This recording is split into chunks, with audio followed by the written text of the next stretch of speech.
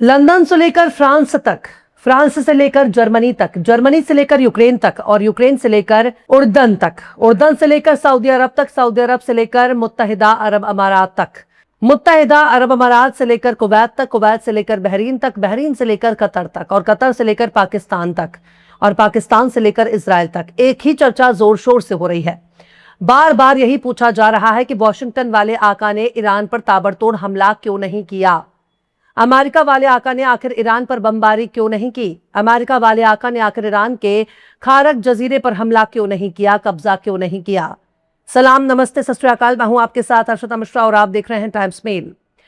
पूरी दुनिया में अमेरिका परस्त ममालिक में यही सवाल पूछा जा रहा है कि अमेरिका वाले आका ने ईरान के तेल के कुओं पर कब्जा नहीं किया। अमेरिका वाले आका ने ईरान की राजधानी तेहरान में अमेरिका का झंडा क्यों नहीं फहराया। अमेरिका वाले आका ने आखिर ईरान से अपनी जंग को खत्म क्यों कर दिया। जो अमेरिका ईरान में घुसकर अपने एक फौजी को बचाने के लिए अपनी मिलिट्री को झोंक देता है, उस अमेरिका को कदम क्यों हटाने पड़ रहे हैं।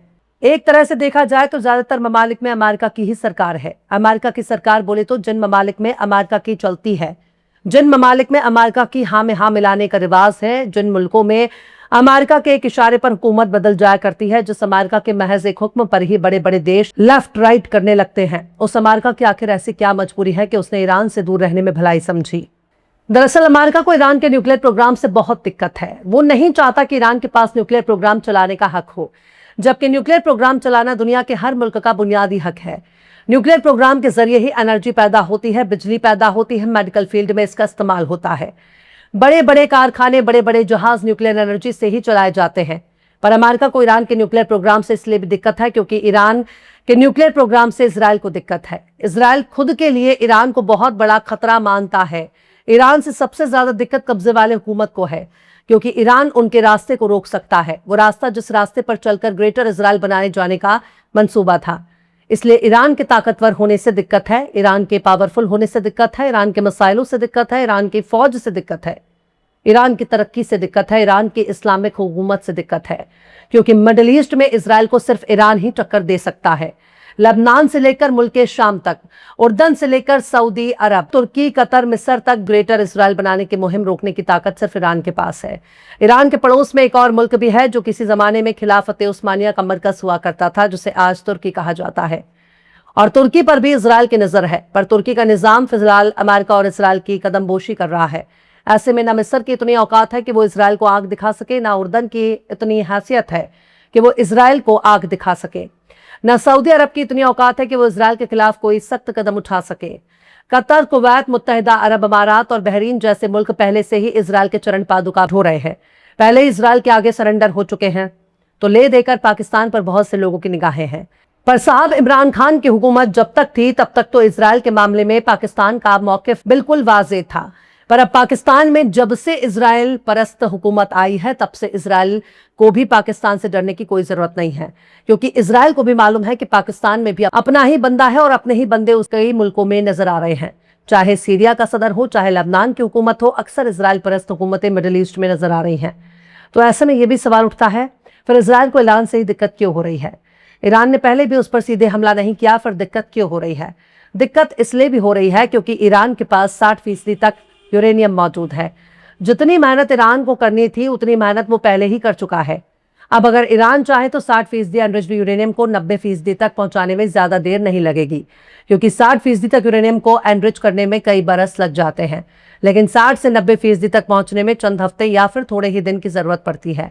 और अगर ईरान ने कोई न्यूक्लियर वेपन बना लिया तो अमेरिका और इजराइल दोनों ही ईरान की तरफ नजर उठाकर नहीं देख सकते। ईरान से इजराइल को इसलिए भी दिक्कत है क्योंकि ईरान के पास खतरनाक मिसाइलों का जखीरा है। ईरान से इसलिए भी इजराइल को दिक्कत है क्योंकि वो दूसरों से हथियार मांगकर अपना गुजारा नहीं चलाता, दूसरों के बनाए हथियार खरीदकर अपना काम नहीं करता। ईरान अपने देसी हथियारों का इस्तेमाल करता है, खुद के ड्रोन बनाता है, खुद के मिसाइल बनाता है, खुद के बैलिस्टिक मिसाइल बनाता है, सुपरसोनिक और हाइपरसोनिक मिसाइल बनाता है, खुद के बंदूक बनाता है, खुद के मिसाइल लॉन्चर बनाता है, खुद के एयर डिफेंस भी बनाता है। अब भले ही अमेरिका के मुकाबले ईरान के हथियार थोड़े से कमतर नजर आ रहे हों, लेकिन इन्हीं हथियारों के दम पर ईरान ने अकेले ही 60 दिनों तक दुनिया के सुपर पावर को नाको चने चबाने के लिए मजबूर कर दिया।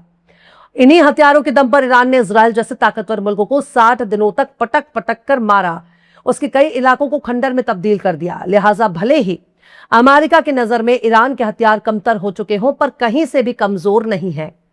खैर, इजराइल को यह भी अंदाजा हो चुका है कि ईरान उसके लिए थोड़ा बहुत नहीं बल्कि बहुत बड़ा खतरा है, क्योंकि इजराइल पूरी तरह से गजा को निगलना चाहता है। गजा किसी जमाने में मिस्र का हिस्सा हुआ करता था। वेस्ट बैंक और जेरूसलम भी उर्दन का हिस्सा हुआ करता था। यहां तक कि खुद बैतुल मुक़द्दिस भी उर्दन के कंट्रोल में था। लेकिन जब उर्दन में ही इजराइल और अमेरिका परस्त हुकूमत मौजूद है तो फिर इजराइल को डरने की जरूरत कहां है। गजा पर इजराइल हमले कर रहा है, लेबनान पर भी इजराइल हमले कर रहा है, लेकिन ईरान ने तमाम इलाकाई जंगों को खत्म करने की शर्त को अमेरिका के साथ अपने अमन मुआहिदे में शुमार कर रखा है, जो इजराइल के लिए ठीक नहीं। इजराइल ने ईरान की धमकियों को नजरअंदाज करते हुए बैरूत पर भी हमला किया था, जिसके जवाब में ईरान ने इजराइल पर ताबड़तोड़ हमले शुरू किए। ऐसा पहली बार था जब ईरान ने लेबनान पर हमले को अपनी सबसे बड़ी वजह बताकर इजराइल पर हमला किया। ईरान के इस कदम से पूरा का पूरा यूरोप कांप उठा। अमेरिका को भी समझ में आ गया कि अगर ईरान के जाल में उलझने से बचना है तो फिर चुपचाप शांति, अमन और भाईचारे का राग अलापना होगा। इजराइल को भी अब समझ में आने लगा है कि अगर वो ग्रेटर इजराइल के मुहिम को अपने फौज के जरिए मुकम्मल करने की कोशिश करेगा, अगर ग्रेटर इजराइल बनाने हथियार का इस्तेमाल करेगा, तो ईरान भी अपने मिसाइलों का इस्तेमाल करेगा, ईरान अपने ड्रोन का इस्तेमाल करेगा, ईरान अपने हथियारों का इस्तेमाल करेगा। ईरान खुलकर ग्रेटर इजराइल के रास्ते में चट्टान की मानिंद सीना तान कर खड़ा हो जाएगा। अगर कायदे से देखा जाए तो ईरान से बस एक ही मामले में शिकायत हो सकती है। वो भले ही लेबनान पर इजराइल के हमले को रोकने के लिए इजराइल पर बमबारी कर सकता है, पर उसने गजा पर होने वाले हमलों को रोकने के लिए इजराइल पर कोई हमला नहीं किया। पर मिडिल ईस्ट के नजरिए में देखा जाए तो ये सवाल सऊदी अरब, कतर, उर्दन, मुत्तहिदा अरब अमारात, बहरीन, कुवैत और तुर्की जैसे मुल्कों से पूछा जाना चाहिए था। अरब के मुस्लिम देश आखिर क्यों नहीं इजराइल पर एक कंकड़ उछालने की हिम्मत दिखाते। गजा में मौजूद फिलिस्तीनी आपके ही भाई, बरादर, नाते, रिश्तेदार हैं, वरना ईरान से फिलिस्तीनियों का क्या रिश्ता। ईरान से फिलिस्तीनियों का सिर्फ एक ही रिश्ता है, वो है कलमे का रिश्ता, वो है नबी का रिश्ता, वो है किताब का रिश्ता, वो है नमाज का रिश्ता, वो है मुसलमान और इस्लाम का रिश्ता। वरना ईरान से और कोई रिश्ता फिलिस्तीनियों के साथ नहीं है। फिर भी ईरानी ने फिलिस्तीनी के लिए अपनी जान दे दी। पर अरब से लेकर तुर्की तक बड़े बड़े मुस्लिम मुल्क बाकायदा नजरियाती तौर पर फिलिस्तीन के साथ रिश्ता रखते हैं। सुन्नियत के बड़े बड़े झंडा बरदार हैं, फिर भी 73-74 हजार फिलिस्तीनियों को बेदर्दी से कत्ल होते देखते रहे। इनका खून नहीं खौला। फिलिस्तीनियों के मरते हुए इन्होंने कैसे बर्दाश्त कर लिया? शायद इसलिए बर्दाश्त कर लिया क्योंकि अमेरिका और इजराइल के लिए उनके दिल में हमदर्दी है। जबान पर चाहे कितनी भी बकवास हो, पर करते वही हैं जो उनके दिल में होता है। ईरान दिल, दिमाग और अपने काम करने के तरीके से साबित कर रहा है कि उसकी कथनी और करनी में फर्क नहीं होता।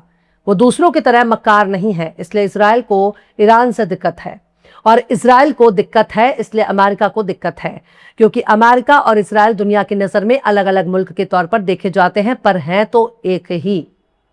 फिलहाल इस खबर में बस इतना ही।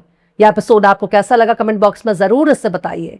पसंद आए तो लाइक करें, शेयर करें, और बेबाक निष्पक्ष स्वतंत्र पत्रकारिता को सपोर्ट करने के लिए हमारे चैनल टाइम्स मेल को जरूर से सब्सक्राइब करें और बेल आइकन की घंटी वाली बटन जरूर से दबा दें ताकि आपको हमारे आने वाले नए वीडियो की नोटिफिकेशन फौरन ही मिल जाए।